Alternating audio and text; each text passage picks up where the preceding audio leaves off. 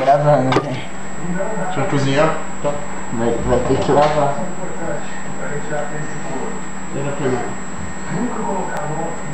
Opa!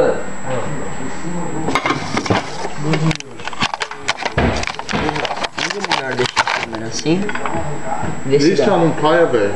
Por mim, tudo faz. Tem miojo, velho.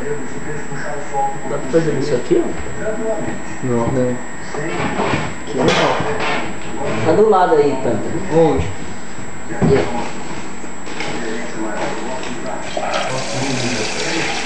Pega o meu sabor dele. Vai primeiro?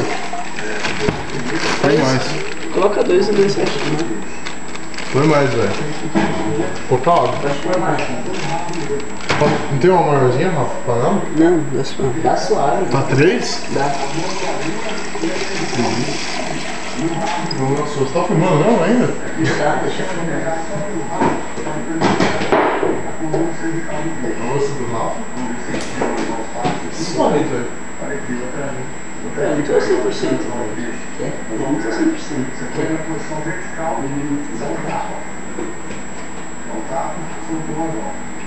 E daí? O que tem a ver?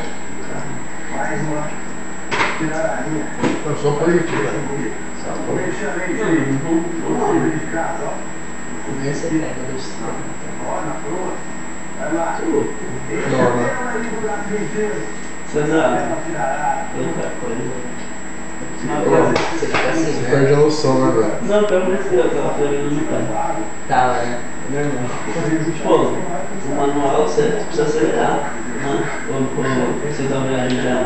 Foda isso, que confunde, velho. No manual você sente soltando a embreagem. Senão o carro morre.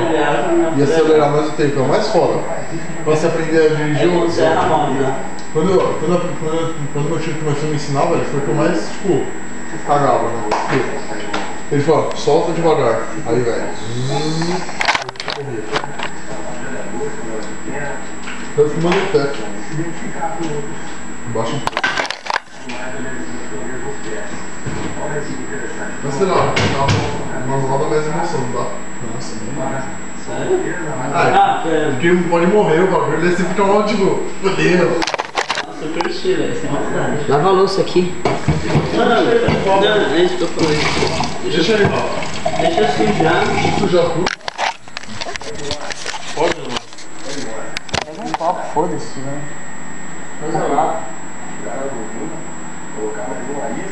Eu não vi.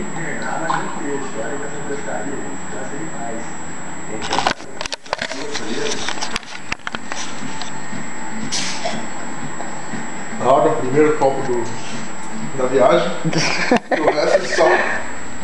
Só maionese, só.